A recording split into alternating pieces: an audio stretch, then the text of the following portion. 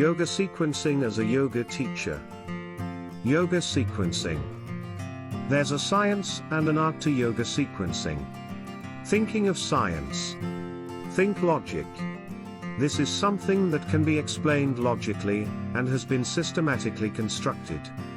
Science of yoga sequences refers actually to the vast amount of information that has been collected over many centuries about how to sequence various yogic instruments. This includes everything, from poses and postures, to everything in between. The scientific side of this article talks about how yoga practitioners and teachers have been applying these methods of sequence creation in their lives and how this has developed into a system of physical, mental, emotional, and spiritual growth.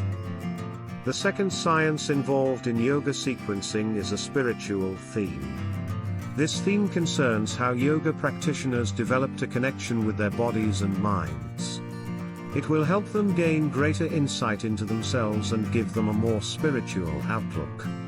If you think about yoga and the spiritual roots of it, you'll notice that many people start yoga classes only to find their true purpose in life. These types of revelations will be available to you as you progress through your yoga journey. Let me focus my attention today on how simple yoga sequencing can be used to help yoga teachers.